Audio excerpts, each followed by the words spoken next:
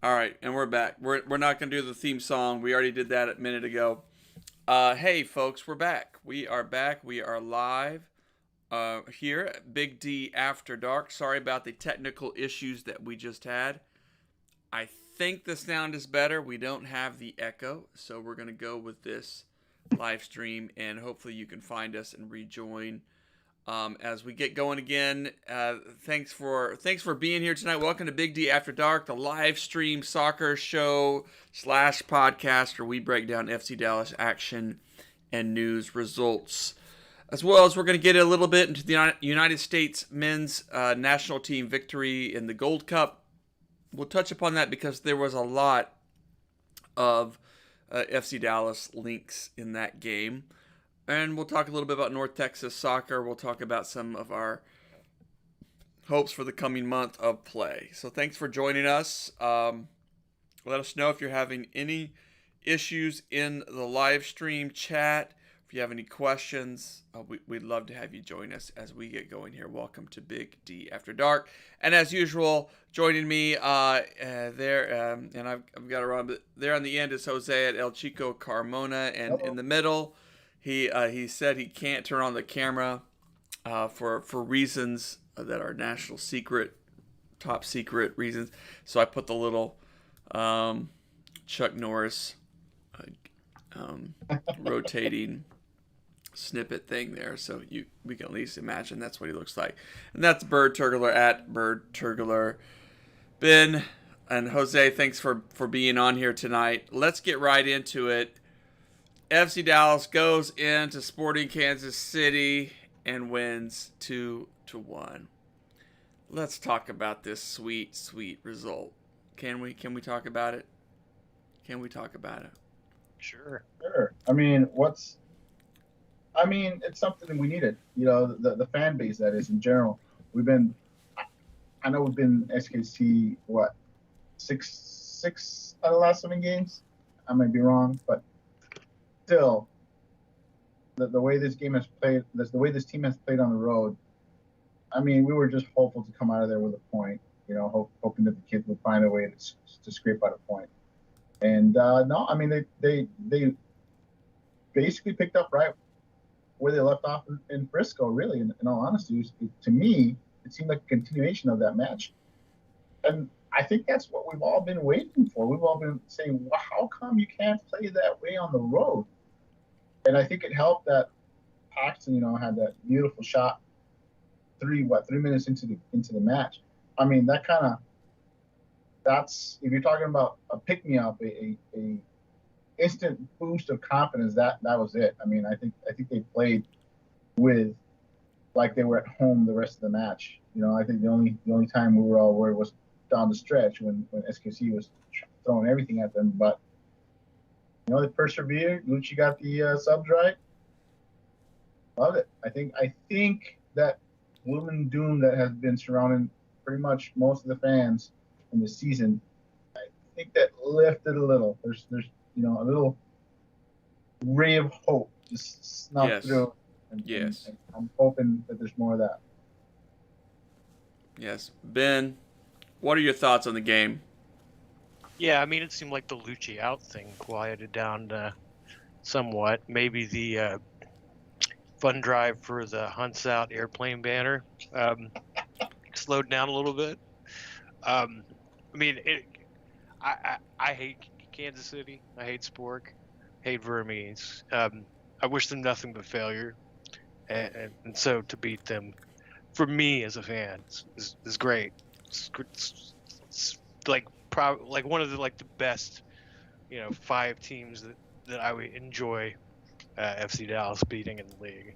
Like on a really nasty personal level.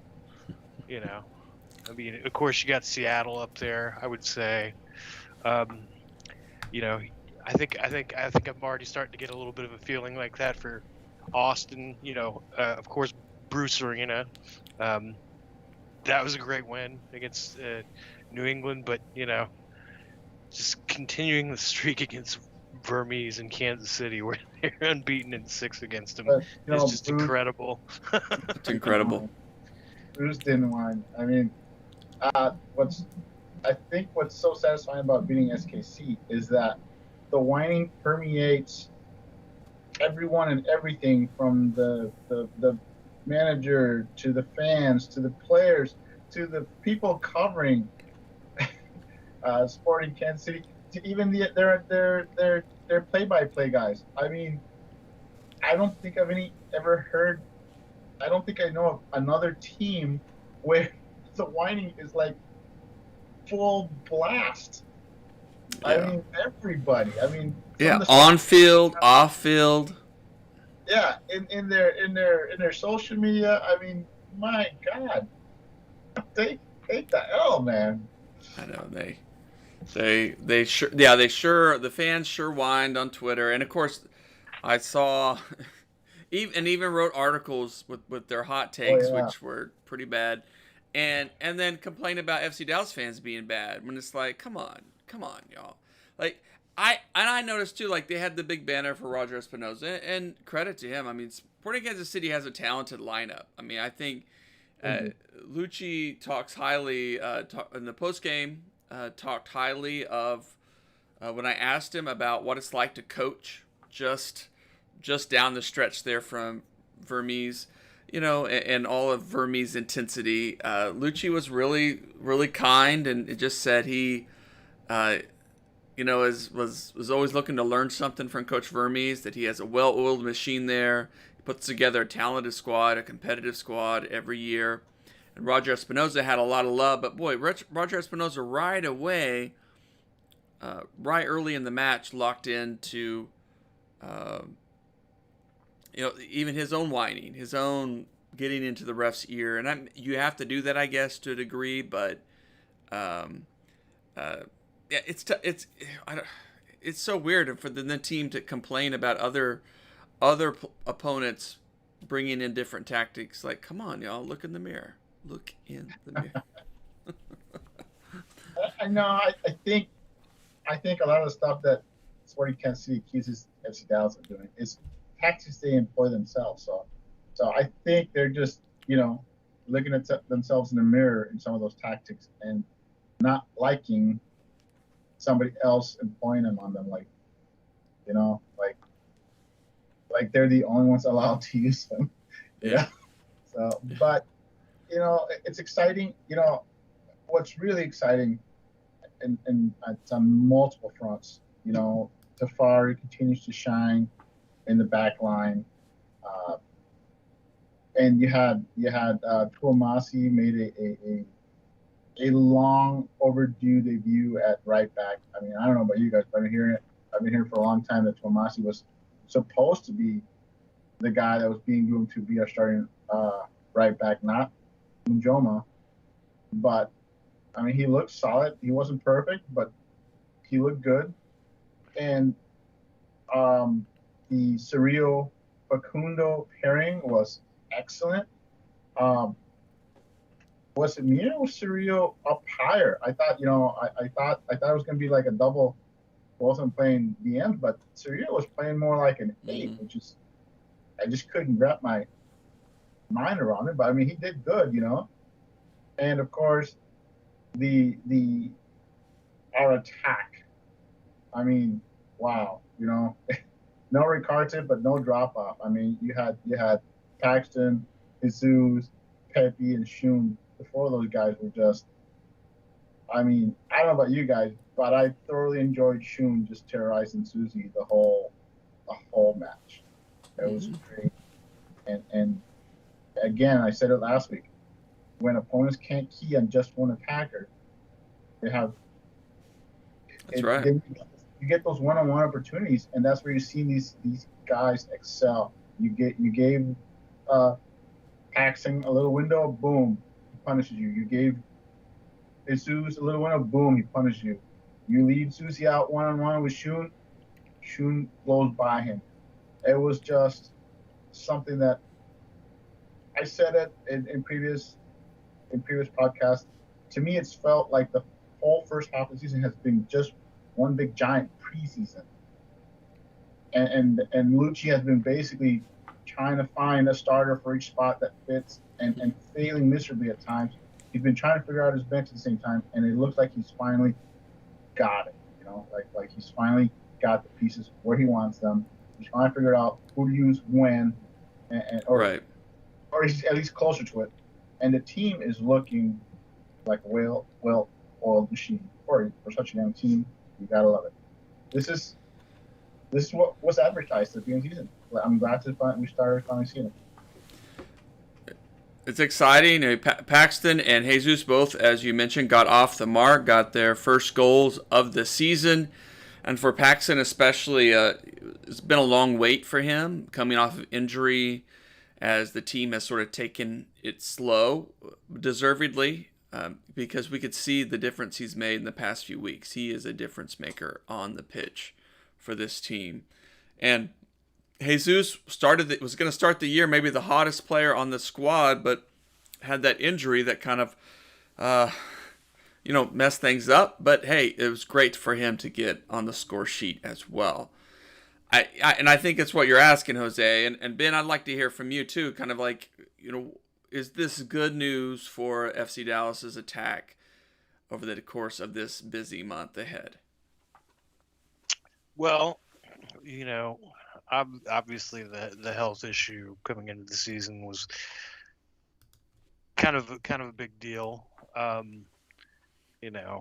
don't know whether they would have instantly kind of morphed into the system because of the amount of money being paid to a certain player, but certainly at this point it looks pretty ideal. It's also a very young attacking front four. So hypothetically, at least, the grind of the 6 games this month, again, won't be something that the young legs won't be able to handle. Especially since most of them really actually haven't played that much this year, aside from Pepe. So, this month could be really, really good. With the obvious caveat that,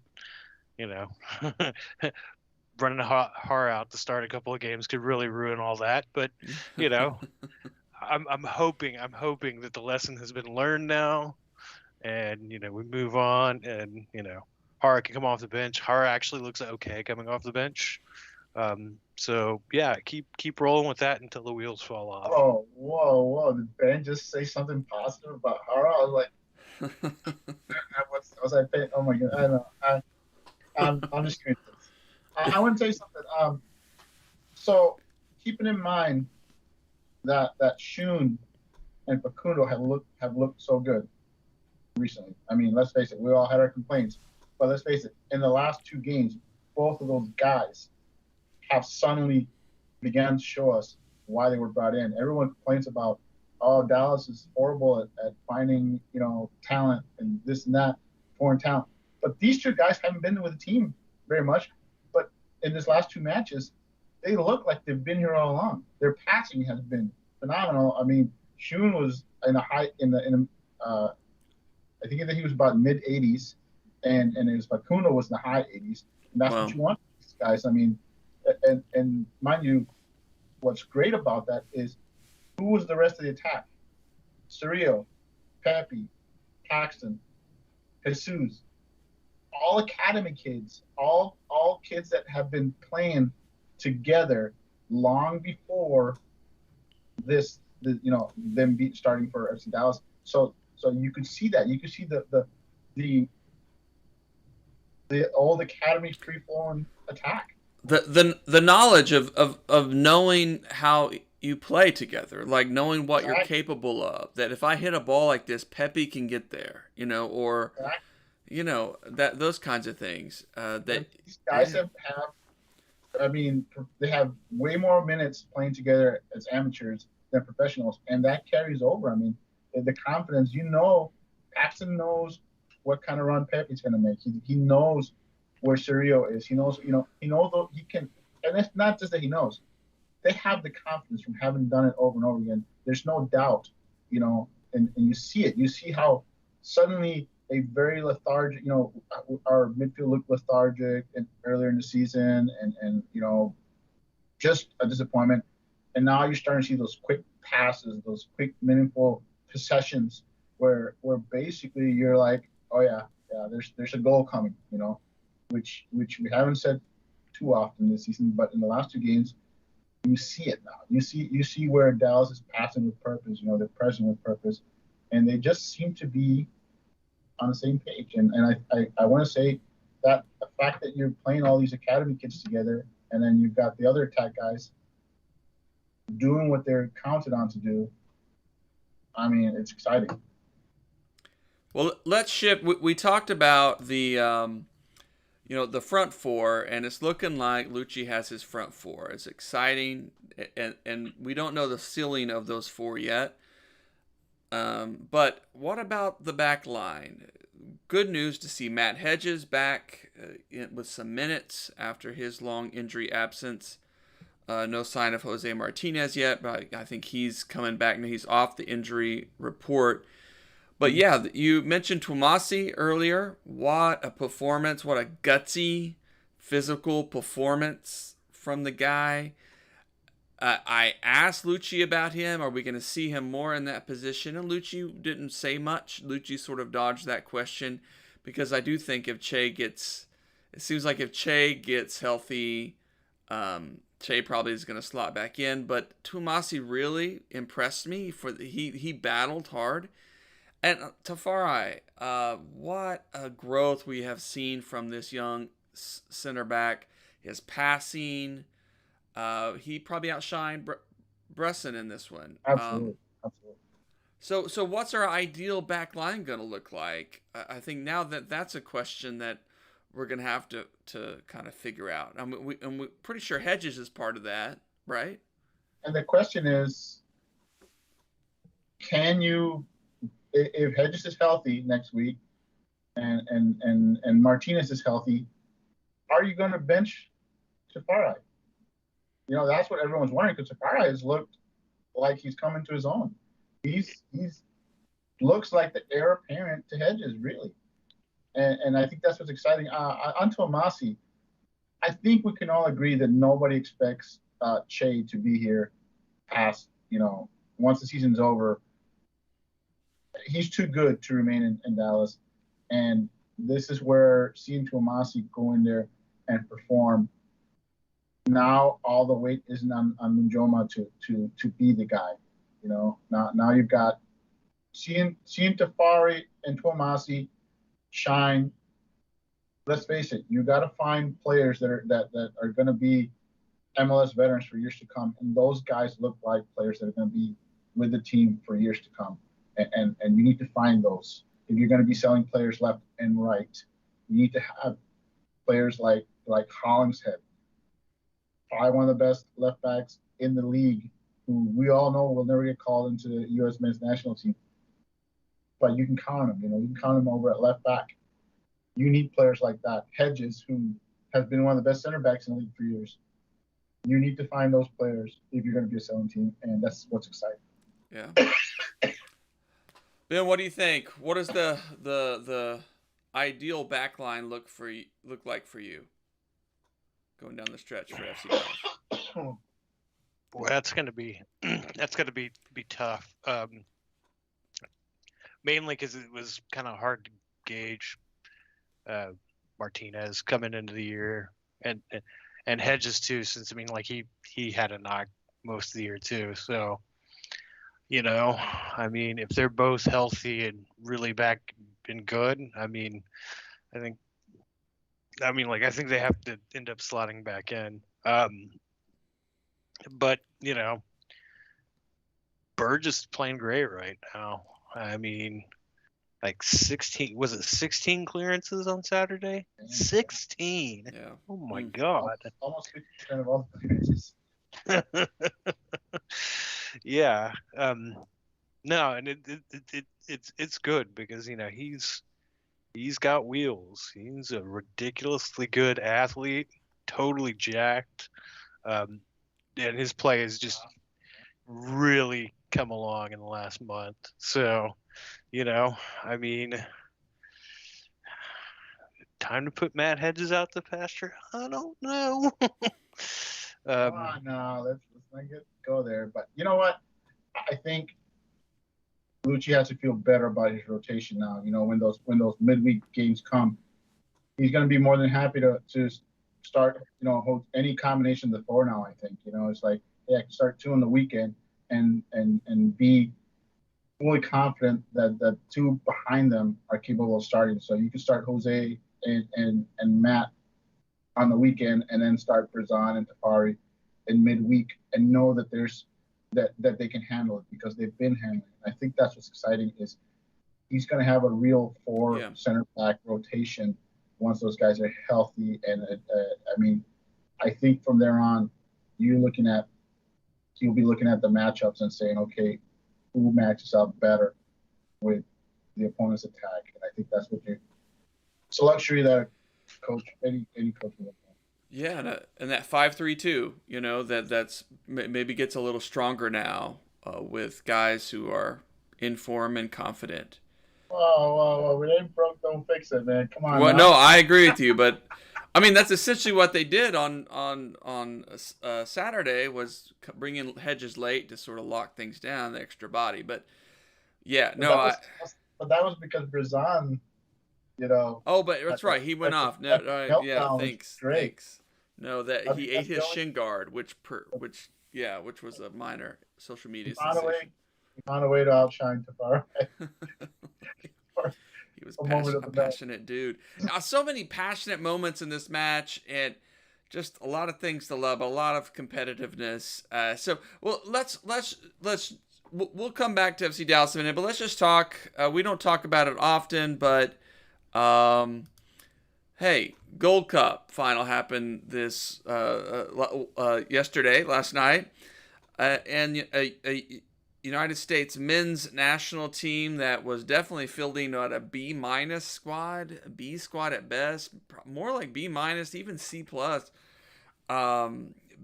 Gutted out a big win against Mexico in Las Vegas, 1-0 against a Mexican team that was missing a few people, but far more of an A team than the US men's. Probably an A- team, but still, there was, you know, they were definitely the favorites to win the tournament based on their lineup, and I know now they're doubling back and claiming they also sent the B team.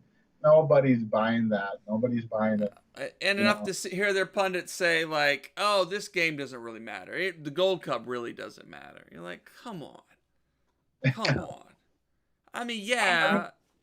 This team was basically out to prove, its own fans wrong. I mean, the fans were basically complaining about just about everybody on that team at some point or another, you know, and it's like, and I think the players took that us against the world because even their own fans were a pretty toxic bunch, mind you, and had to basically make their opponents and their own fans eat their own words. And now it's like, shut up, we're champions. You know, we don't care what you think of us.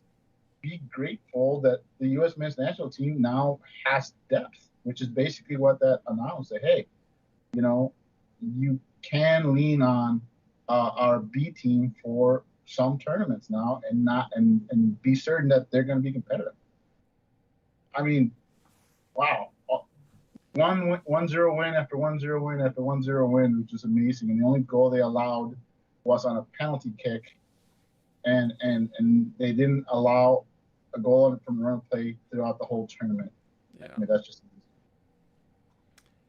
Yeah, I mean, that was amazing with, like a very, very green defense. I think, outside of Zimmerman, like, nobody had more than 5 caps going into the tournament. Well, I think Acosta is the lone exception, you know. Granted. Yeah, Acosta and Giassi, excuse me, who both got a lot of criticism from fans throughout the tournament, and honestly, it wasn't deserved, the criticism, because Acosta was, he was like Superman out there, you know. He was basically incredible. Just willing that team, and amazing watching him. Watching him employ the dark arts out there, you know. was sensational. You know, it was great. I mean, a true veteran performance from Acosta. I mean, FC Dallas was front and center. You know, you had Acosta, you had Cannon, you had Shaq Moore. I mean, Oh, oh, and sorry. that other guy that plays for Mexico. Funes Mori, yes. So I mean, yeah, FC Dallas was front and center out there. I mean, you know, it's you know, here's your B team, and there's still a bunch of FC Dallas kids out there balling and putting on the show. You realize that the depth chart at right back is basically, you know, if Des plays on the left side, your depth chart is Cannon, Moore, and Reynolds. Think about that. Yeah. Oh, there'd be a lot of debate on that. A lot of people are Oh yeah, big on Yedlin. You know, Yedlin and stuff like that. But let's face it, those three are in the conversation, no matter, you know, whether you like it or not. You know, it's, Sure. I think Reynolds is the one that you can say, okay, Yedlin should be ahead of him. But I'm just saying, it's still, even if you put Yedlin and another, it's still, you're still looking at 3 of the top 5 right backs and are basically FC Dallas guys. Oh yeah, without question. And then Che will enter the picture at some point if he does go to Bayern, and you know, like, hey, my guess is that the left back problem will be solved for the USMNT national team when FC Dallas produces a viable left back. I mean, that's the way this is going, you know. I mean, hey, Jonathan Gomez, he's coming. His day is coming soon. Yeah. And really, Ryan Hollingshead would have been a nice piece. I mean, you take Hollingshead over Sam Vines any day right now. I mean, Vines might turn out to be a great player, but he's got a transfer coming. But yeah, like Kellen Costa, just going back to them. You know, some fans are always going to look back at that, and I've seen some chatter, some complaining that, you know, hey, we let this guy go for peanuts. You know, we got Baji in return, some draft picks and things. And yeah, you know, it was a tough loss for a guy that we saw grow up here and was really an exciting player to watch. But we also knew that the team, at least what we know from FC Dallas, is they're not going to sell a player just to sell a player. They're going to sell a player if the player's ready to go, if the offer's right, if the circumstances are right. And it was tough to see him go, but Kellen wanted a change of scenery.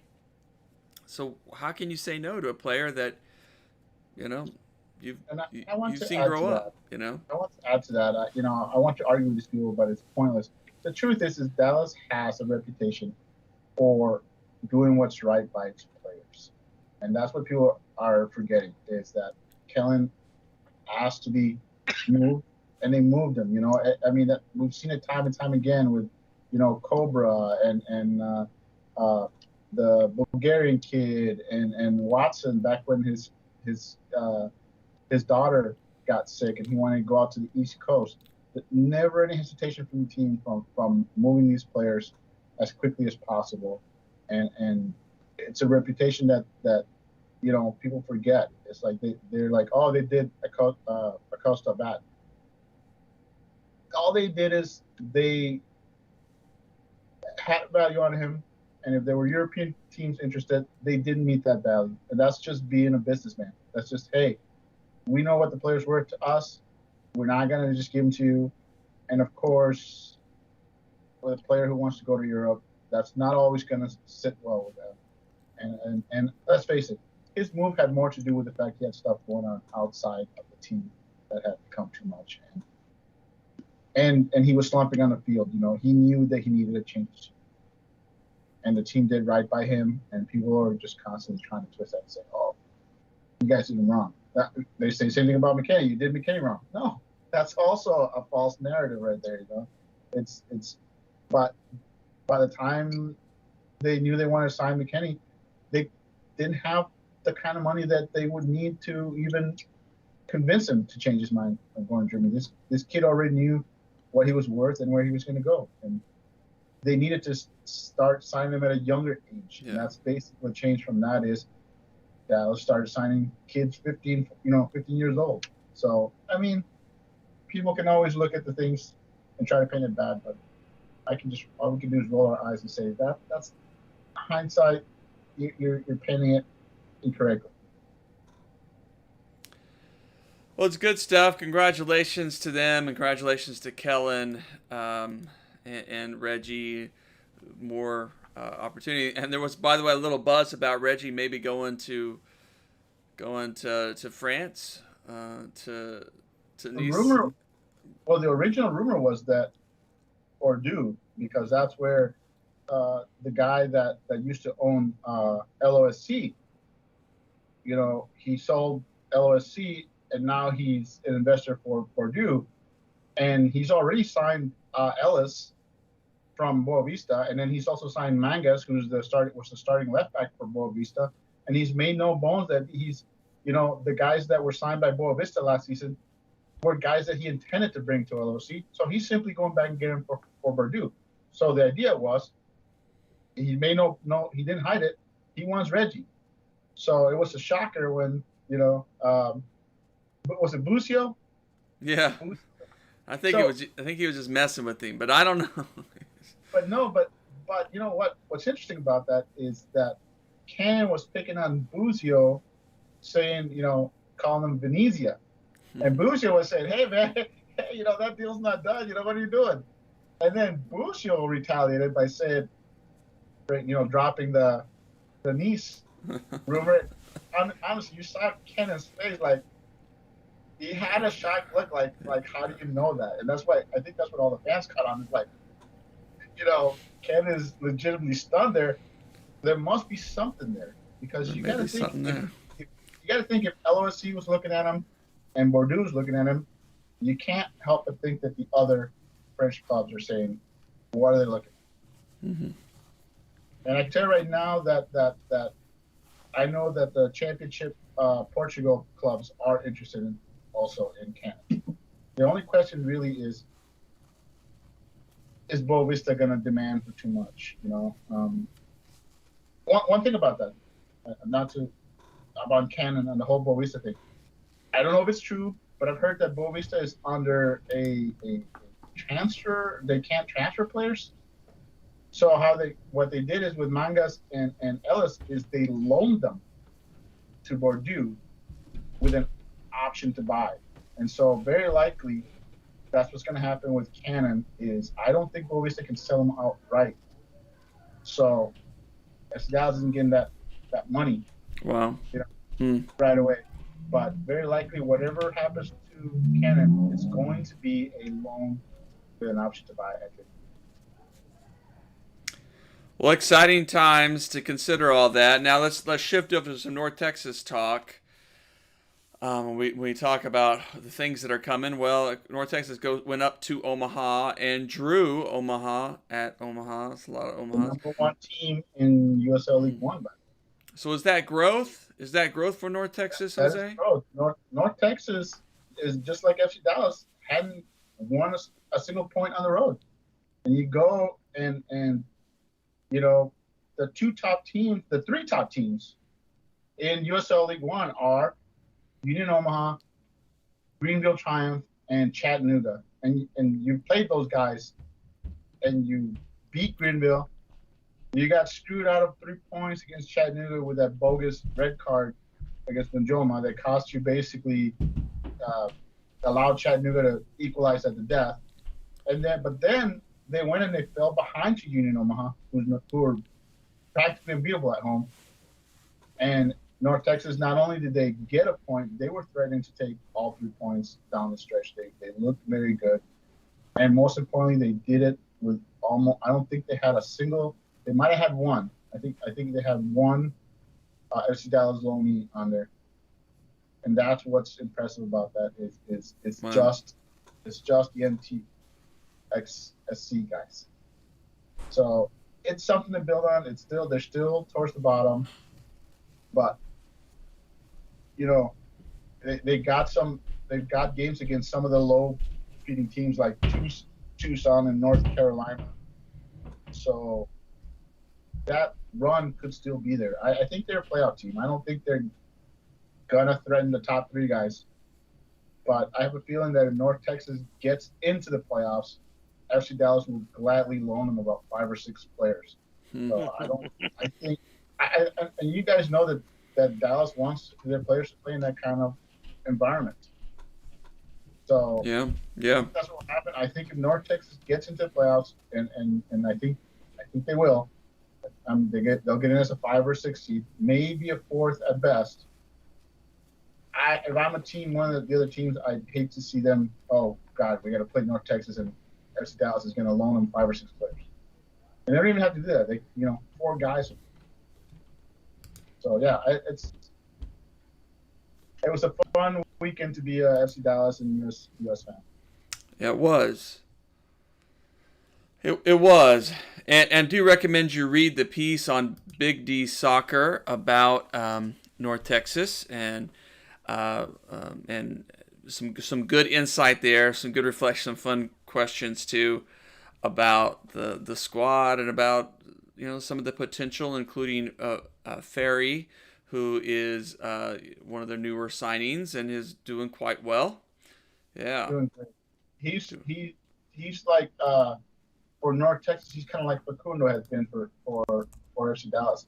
He's a guy that helps control the center, and one of the reasons North Texas, I think, is looking more like a playoff team is because of Ferry.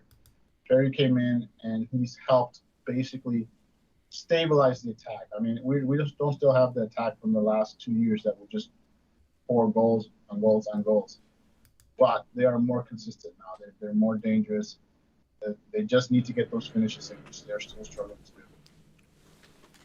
All right, well, let's close out our show by doing this. By Drew, our faithful editor-in-chief on the site, posted a great sort of walkthrough, kind of an August outlook.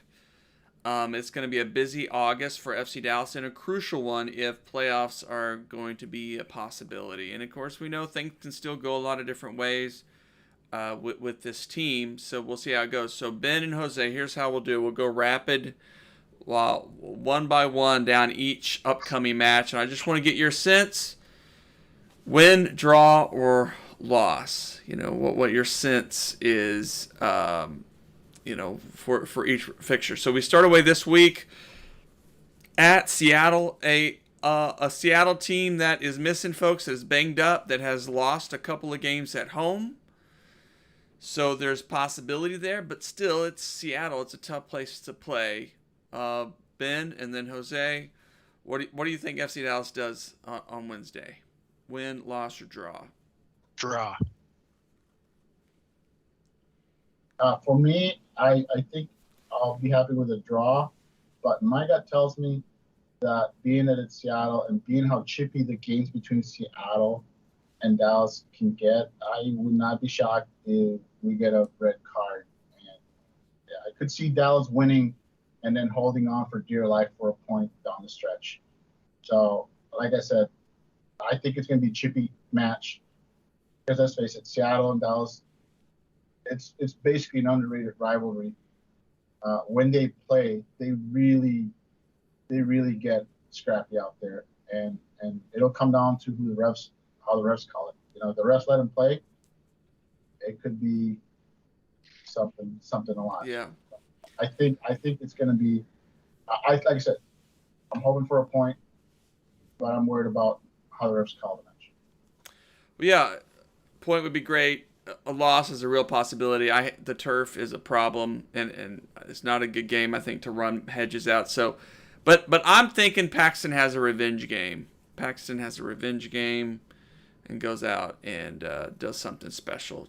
2 goals from Paxton, 2-1 victory. All right, Austin FC at home, August 7th. We've been looking forward to this one just to put that upstart in their place, that upstart squad from South.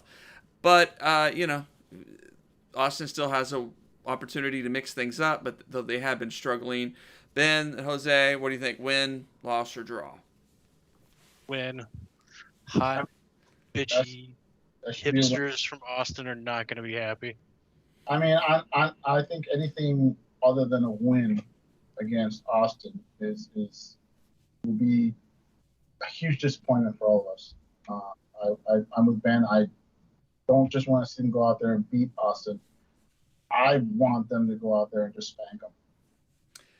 I agree, and if there is another result, I mean, unless Austin just plays out of their mind or something, it's just a weird thing, you know. But it might debut their DP against FC Dallas. That's Dallas and one other team in consideration. So my guess is they roll them out against FC Dallas. But their attack has been dreadful.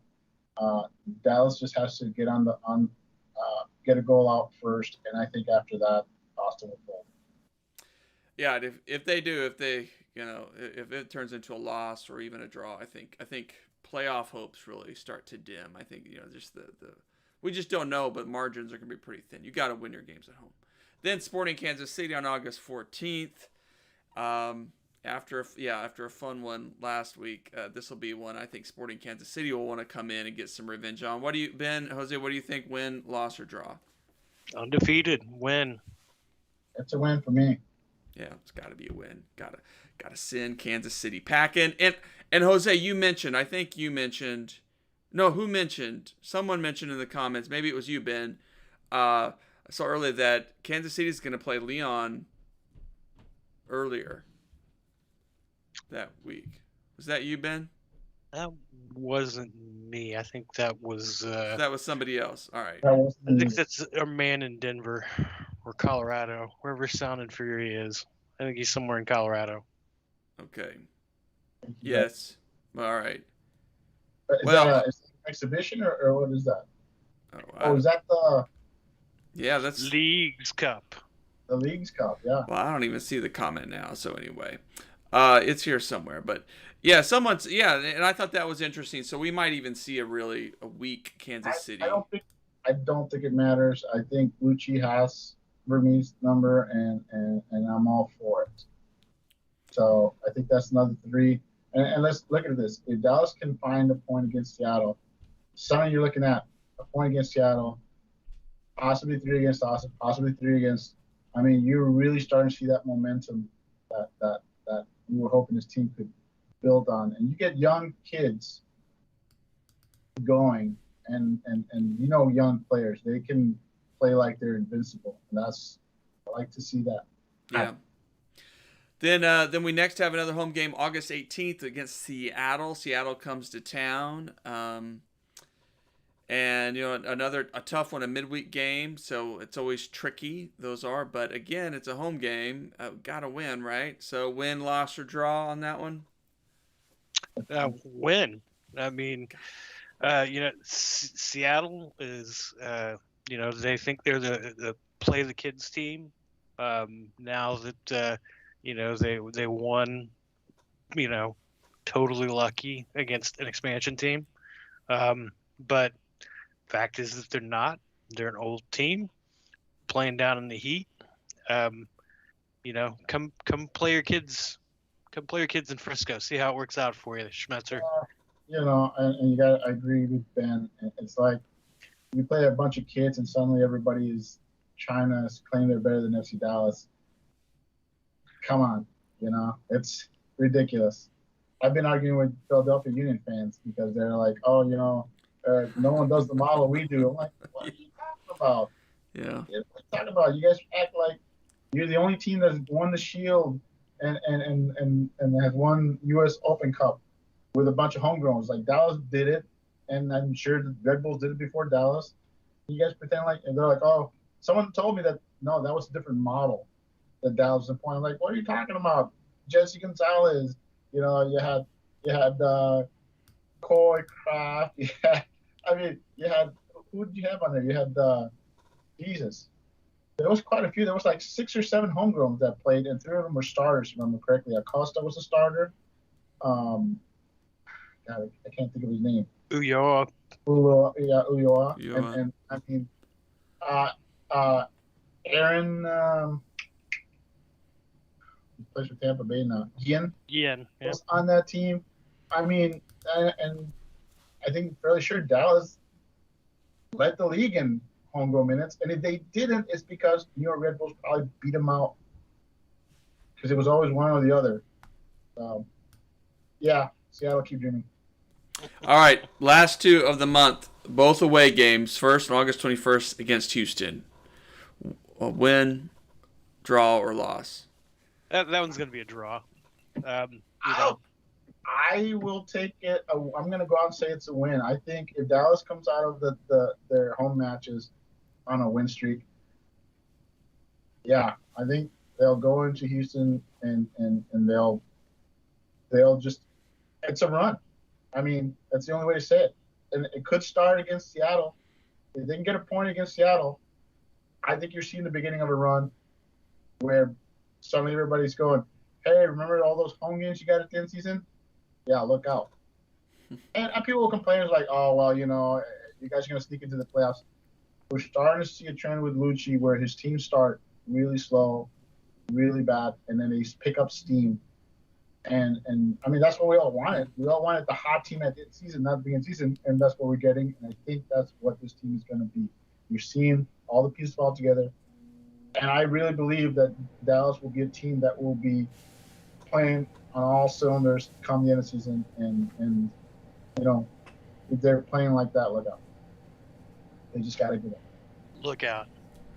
Yeah, I mean, I'm just picking a draw against Houston because more than half of their games have ended in a draw, regardless of opponent. So, you know, True. it just seems like the numbers play.